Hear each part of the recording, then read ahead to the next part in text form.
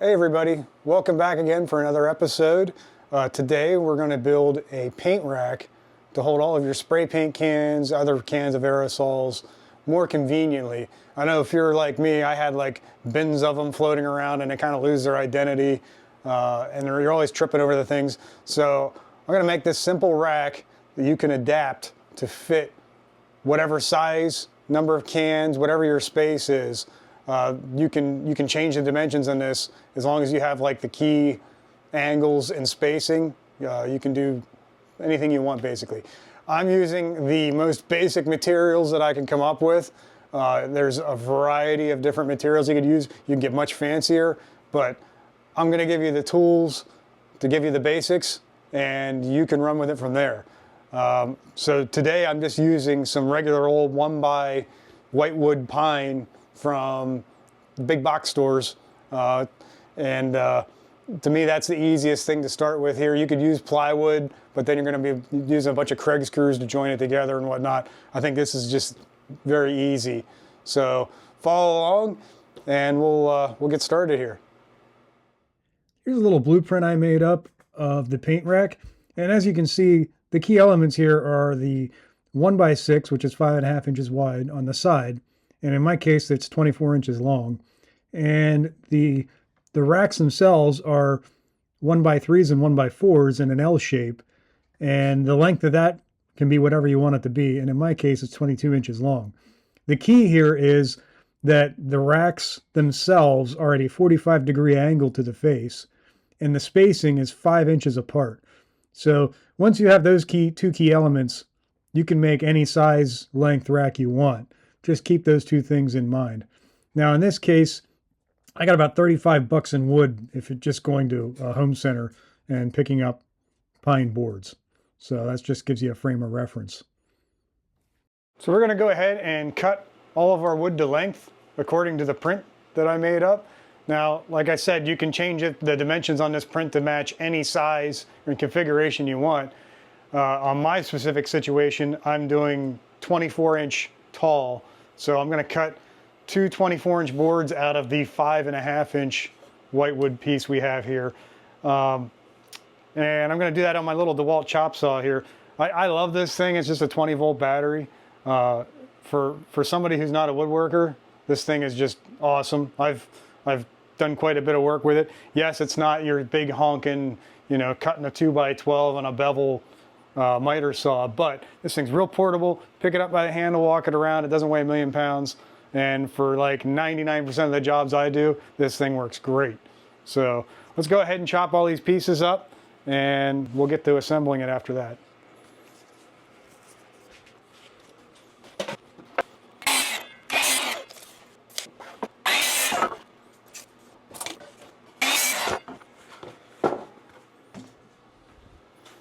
Next, we're going to cut all the in-between pieces, and on mine, they are 22 inches long. So there'll be a piece of 1x4 and a piece of 1x3 for each shelf, and it'll be the same length. And I have 5 shelves, so I'm going to cut 5 of those up now.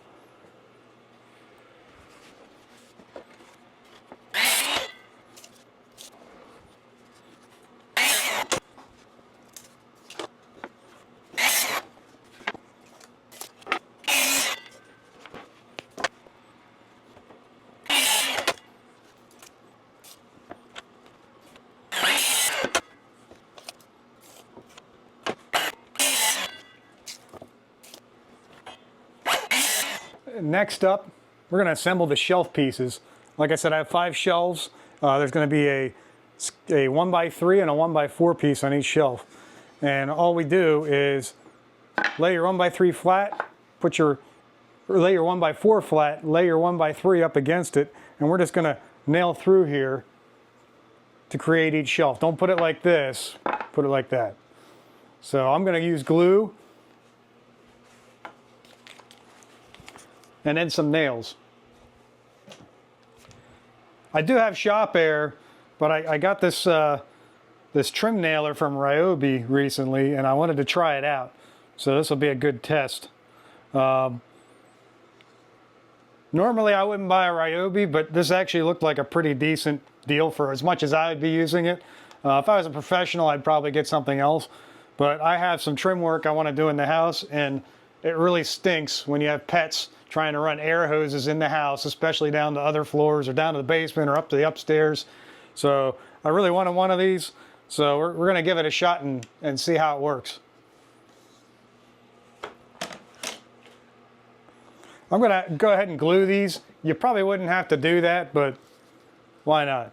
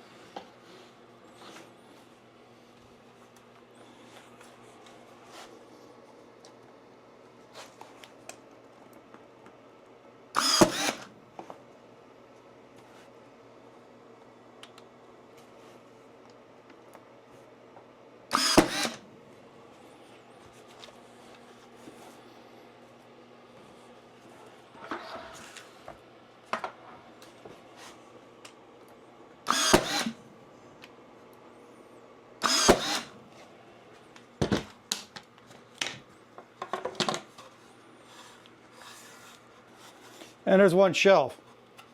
I have to say, I like this so far. It's pretty darn nice. So I'm going to go ahead and make the next 4 shelves, and then we'll be ready to lay them out onto the side.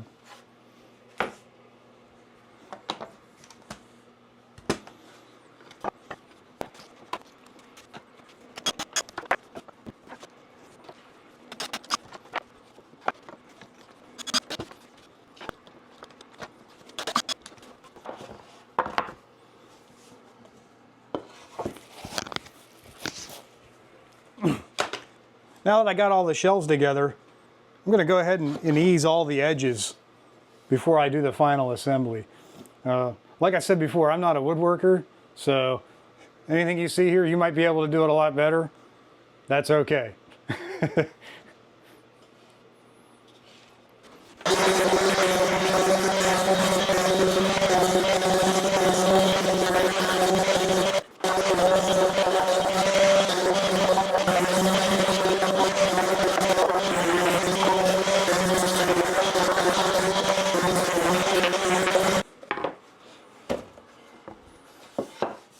I didn't worry about sanding these ends because we're going to butt those up against the end piece. So I just made sure that, you know, don't pull any splinters on here when you're putting cans in and out. So the next thing we have to do here is we're going to lay out our lines for where we're going to mount the shelf pieces. And I tried to make this as easy as possible too. They're mounted at a 45-degree angle, and the spacing is 5 inches between shelves. So we'll go ahead, and the first one is at 3 inches, and then after that we go 5 inches in between each. So I'm going to put a mark here at 8 inches, 13, 18, and 23. Then we're going to do the same up the other side of this board, except we're going to go the opposite direction when we go to put our lines on. And what you can do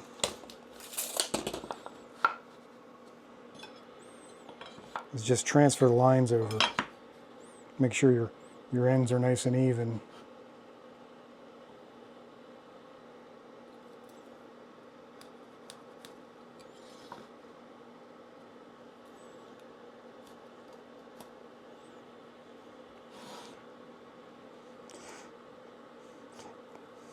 Jamie Heineman loves these pencils. I'm not sure I do.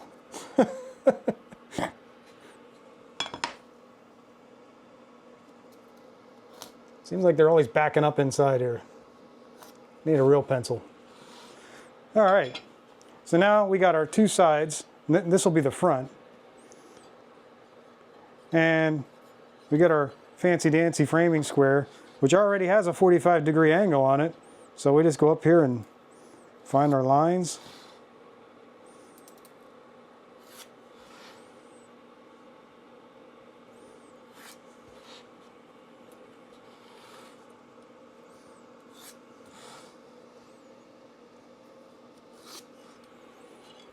And we're going to do the opposite on the other side.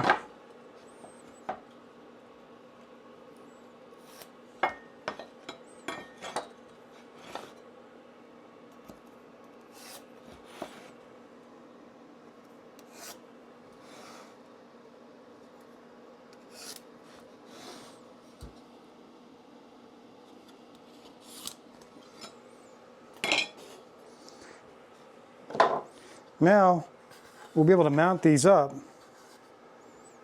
just like that. Now, I found the easiest way to try and assemble this is to just put two of these upright the way they're going to go in real life. And you see the lines here. This is going to be our bottom shelf. We're just going to line up. This is your front edge. We're going to line this up with this edge. And we're going to put this on here, and then we'll staple them on one at a time. I'm going to go ahead and glue the end up.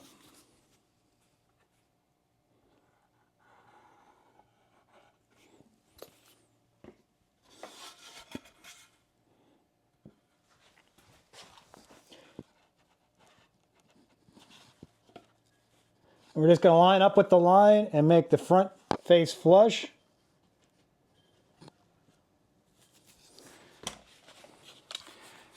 And then nail it.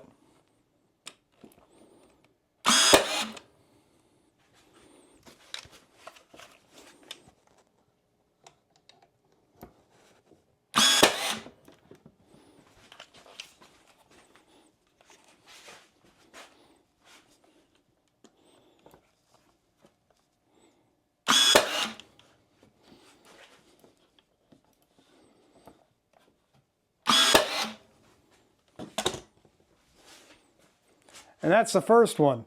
Now we're going to repeat going down through. Once you have the first one on, it gets a lot easier.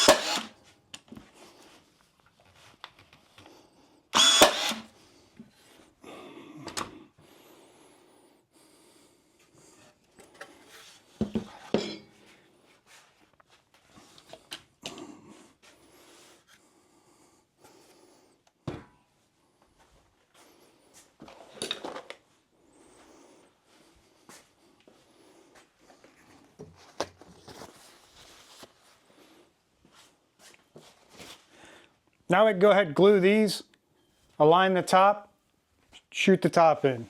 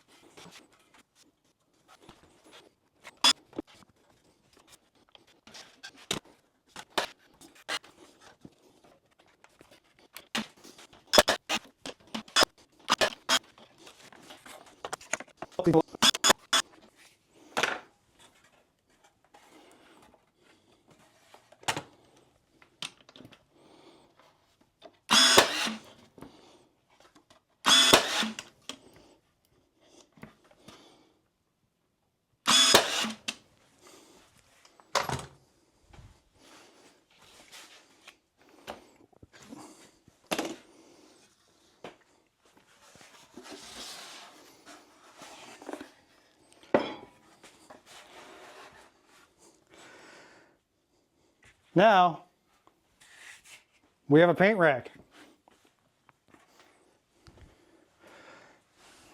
As you can see, the angle of the cans saves a lot of space. So, typically you would have, that much space taken up by having 2 rows. Well, this way we save so much space. And then this top shelf, you can actually put your smaller cans in there, or spray bottles, you name it. It's real versatile, and it's really going to clean your shop up. And that's going to just about wrap this one up for today. Stay tuned for another video on this. I'm going to be installing this somewhere else in my shop.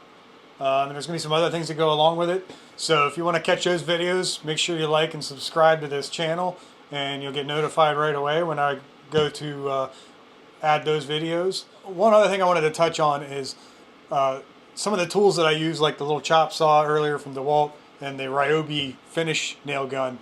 I buy those all with my own money. There's no kickbacks involved. There's no discounts. There's none of that.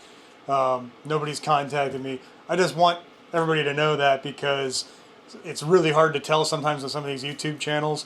And if I like something, I'm going to say I like it. And if I don't like it, I'm going to say why I don't like it. And I know that the tool people are kind of tribal at times. I try not to be that way. I pick the best tool for the job that works for me. It might not be the same tool that works the best for you, but I like to at least share my experiences in the real world, and hopefully that will be more helpful for you. So until next time, stop back again. Hope you liked the video, and we'll catch you later.